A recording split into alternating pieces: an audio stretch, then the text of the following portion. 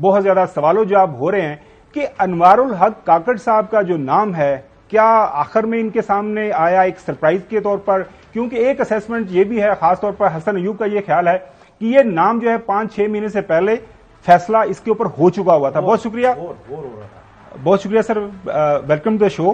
تو سر یہ بتائیے گا آپ کے لیے یہ سرپرائز تھا یا پہلے آپ کو ایکسپیکٹڈ تھا کہ جو ہے انوار الحق کاکڑ صاحب پرائم منسٹر بننے جا رہے ہیں؟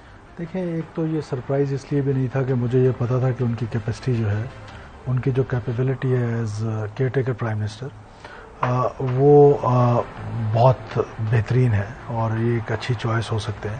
تو میں راجہ ریاض صاحب کا اور شہباز شریف صاحب کا شکریہ ادا کرتا ہوں کہ انہوں نے دیکھیں یہ کچھ نہ چیزیں جو ہے وہ انفولڈ ہوتی جاتی ہیں with the passage of time. سب سے پہلے یہ ڈیسائیڈ ہوا کہ چھوٹے صوبے سے ہونا چاہیے. جب چھوٹا صوبہ آیا تو پھر بلوچستان ٹاپ پہ آ گیا. جب بلوچستان ٹاپ پہ آ گیا تو پھر یہ تھا کہ کوئی ایسا بندہ ہونا چاہیے جس کا پولیٹیکل بیک گراؤنڈ بھی ہو، ساتھ ساتھ وہ جو ہے وہ ٹیکنوکریٹ بھی ہو، اور اس کی کم سے کم جو پولیٹیکل ایفیلیشنز ہیں وہ لوگوں کے ساتھ ہو، تاکہ جو ایک انٹرم کا سیٹ اپ ہے، جو نیوٹرل کا ہونا ایک کانسیپٹ ہے، اس کو میکسیمم دیکھا جائے. تو ایسے میں ان کا نام آنا میرا خیال ہے کہ میرے لیے تو سرپرائز نہیں تھا. ویسے میرے خیال میں مطابق تو یہ بیسکلی بجٹ سیشن میں ہی پرائم منسٹر نے جو ہے اس وقت کے پرائم منسٹر شہباز شریف نے ان کے نام پر غور شروع کر دیا تھا. اور اس کے بعد خبر بھائی اور سرفراز بھائی آپ کو بھی بتاؤں کہ اس کے بعد یہ نہیں تھا کہ اس دن سلیکٹ ہو گئے تھے کہ انہوں نے کہا تھا کہ انتخاب ہو گیا جی کہ ہم نے ان کو جو ہے پرائم منسٹر بننا ہے، لیکن ان 3-4 لوگوں میں ان میں وہ آ چکے تھے اور وہ ٹاپ میں موجود تھے. پہلے ٹاپ 3 لوگوں کے اندر جو انوار الحق جو ہیں ان صاحب کا یہ شمار ہو چکا تھا. اور پھر اینڈ میں کہا جی کہ یہ کاکڑ فارمولہ آ گیا، لیکن کاکڑ فارمولہ نہیں تھا. وہ فارمولہ یہ تھا کہ جی ایک بندہ جو کمپیٹنٹ ہے، جو پڑھا لکھا ہے، جو جس کے لوگوں کے ساتھ تعلقات ہیں اور جو ملک کو چلا سکتا ہے، یہ ایک وجہ بنی ان کے انتخاب کی. جی جی سر. دیکھیں، خاور گومن صاحب، حسن ایوب صاحب اور جو ناظرین سن رہے، بہت کم لوگوں کو پتا ہے کہ سرفراز بگٹی وہ شخصیت ہے جنہوں نے سر پر کفن باندھ کے پاکستان دشمن، دہشت گرد، تقریب کار اور جو ملک کے جڑیں کھوکھلی کرنے میں لوگ ملوث تھے ان کا پیچھا کیا، اور انہوں نے بہت قربانیاں بھی دی ہیں اور ڈٹے رہے ہیں. He is a great patriot, one must acknowledge کہ یہ وہ لوگ ہیں. اور اسی طرح انوار الحق کاکڑ بھی ڈٹ کے ملک دشمنوں کا مقابلہ کرتے رہے ہیں. تو اسی لیے اس عہدے پر پہنچے. آج ہم ان سے چھوٹے چھوٹے 3 سوال کریں گے. پہلے، اس وقت ملک میں امن و امان کی اور خاص طور کی عوام کے جان و مال کے حساب سے بدترین صورتحال ہے. یعنی اگر اسلام آباد میں بھی آج وہ موبائل سنیچنگ، پرس چھین کے لے گئے لوگوں کے ساتھ، تو لاہور اور دوسرے ملک کا بھی برا حال ہے. اور تخریب کاری، دہشت گردی آسمان پر پہنچی ہوئی ہے. اس کے بعد سیاسی طور پر عدم استحکام نے بھی ڈیرے ڈالے ہوئے ہیں. تو ہے تو ان کا مینڈیٹ لمیٹڈ کہ یہ الیکشن کرائیں گے. الیکشن تو دور دور تک نظر نہیں آ رہے. تو یہ وزیر داخلہ کے طور پہ صورتحال کو کنٹرول کرنے کے لیے کوئی ان کے پاس کمپریہنسو جامعہ پروگرام ہے یا پھڑ لو ہے بس؟ چودھری صاحب، آپ کا بہت شکریہ. Thank you for your kind words. آپ ہمارے پرانے مہربانوں میں سے ہیں. بات پاکستان، یس، دیکھیں بات اتنی ہے کہ اس میں تو کوئی دو رائے نہیں ہے کہ ہمارے ہاں پچھلے 8 مہینوں سے دہشت گردی اور تخریب کاری اور ساتھ ساتھ یہ جو آرگنائزڈ کرائم ہے، جو چھوٹے لیول پہ اسٹریٹ کرائم ہے، اس کا رائز ہونا پورے پاکستان میں رائز تو موجود ہے. اب اگر اس کے ریزنز پہ جائیں گے تو ویسٹیج آف ٹائم کے سوا کچھ نہیں ہے.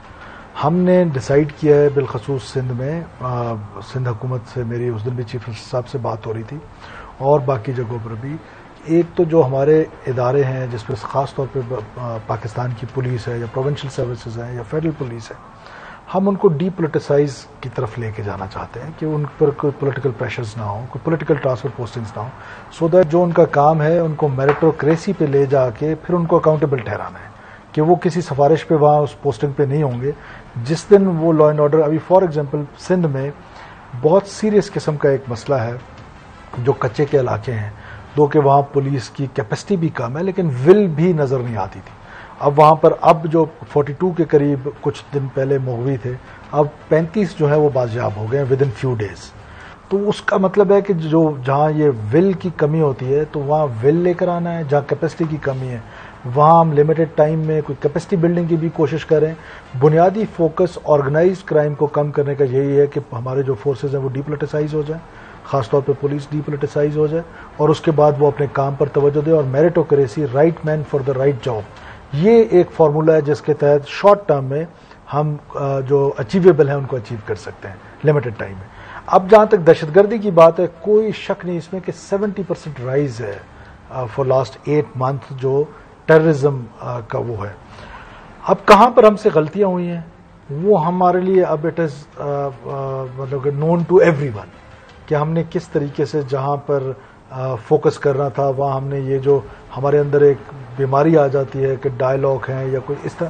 دیکھیے جو ٹیررسٹ ہے آپ اس کو پوزیشن آف اسٹرینتھ میں آ کے بات چیت کرنے میں حرج نہیں ہے کہ اگر وہ پاکستان کے آئین کو ماننے کو تیار ہو جائے, وہ پاکستان کے کانسٹیٹیوشن کو مانے, یا وہ جو ہمارے ٹرمز اینڈ کنڈیشنز ہیں ریاست کے, ریاست پوزیشن آف اسٹرینتھ میں ہونا ضروری ہے. تو اس میں سمجھتا ہوں کہ اگر ہم ایسے ایک کچھ ہمارا لیٹ بیک ایٹیچیوڈ آ جاتا ہے بحیثیت اسٹیٹ, تو اس کے وقت وہ پھر سپیس جو ہے وہ اپنی گین کر لیتے ہیں. ٹی ٹی پی نے اسی طرح سپیس گین کیے, لیکن میں آپ کو rest assured there is a hope, یہ سوال ہی نہیں پیدا ہوتا ہے. ٹی ٹی پی کا آپ نے ذکر کیا بگٹی صاحب, ٹی ٹی پی کے ساتھ کوئی آف لیٹ رابطہ, کوئی بات چیت ہو رہی ہے کسی سطح کے اوپر یا بالکل نہیں؟ بالکل کسی سطح پہ بات چیت نہیں ہو رہی ہے. ہماری پالیسی یہ ہے کہ دیکھیں یہ جو وائلنس ہے وہ کسی قسم کا بھی وائلنس ہے, چاہے وہ پولیٹیکل وائلنس ہے, چاہے وہ ملیٹنسی ہے, جس قسم کی مرضی ہے. وائلنس جو ہے وہ مذہب کے نام پر ہے, وہ کسی قوم پرستی کے نام پر ہے, کسی پولیٹیکل سلوگن پہ ہے. وائلنس کی جو مونوپلی ہے وہ صرف اسٹیٹ کے پاس رہے گی, وہ کسی اور کے ہاتھ پہ نہیں جائے گی. بندوق کے زور پہ کوئی نظریہ 22 کروڑ لوگوں پہ مسلط ہونے نہیں دیں گے. ریاست مظلوم کے ساتھ کھڑی ہوگی, ریاست اپنے شہریوں کے ساتھ کھڑی ہوگی. اس کے لیے آپ دیکھیں روزانہ کی بنیاد پر ہماری آرمڈ فورسز جو ہیں وہ اپنے شہداء دے رہی ہیں. ہمارے کل کے لیے وہ آج اپنا قربان کر رہے ہیں, اور ہمارا یہ ریزالو ہے, یہ ہم ایک ریزالو کے ساتھ آئے ہیں کہ ہم نے یہ جو وائلنس ہے اس کے لیے کوئی زیرو ٹالرنس ہے. ہاں یہ ہو سکتا ہے کہ ہماری کیپیسٹی میں نہیں سمجھتا کہ ذرہ برابر بھی کمی ہے. جو ہمیں تھریٹ ہے اس کے مطابق وہ کیپیسٹی ہمارے پاس موجود ہے. ہم نے یہ جنگ پہلے لڑی ہے. وہ جنگ کس نے لڑی ہے؟ پاکستان کی عوام نے لڑی ہے, پاکستان کی افواج نے لڑی ہے, پولیس نے لڑی ہے, ہماری لا انفورسمنٹ ایجنسیز نے لڑی ہے. اب ہمارے ہاں یہ سینرجی جو ہے وہ تھوڑی سی جس کی کمی نظر آ رہی تھی, انشاءاللہ تعالیٰ وہ سینرجی دوبارہ آئے گی, ہم دوبارہ یہ لڑائی لڑیں گے. وہ تو یقینی طور پر آپریشن راہ راست, راہ نجات, ضرب عزم جو ہے وہ تو تاریخی جو ہے کامیابی حاصل کی ہے. لیکن ایک اگر الیکشن چودھری صاحب الیکشن دیکھیں, ہمارا مینڈیٹ جو ہے وہ ایک پیسفل الیکشن کرانے کا ہے, ایک فری اینڈ فیئر الیکشن کرانے میں الیکشن کمیشن کی معاونت کرانی ہے. اب الیکشن کی ڈیٹ جو ہے وہ الیکشن کمیشن نے دینی ہے.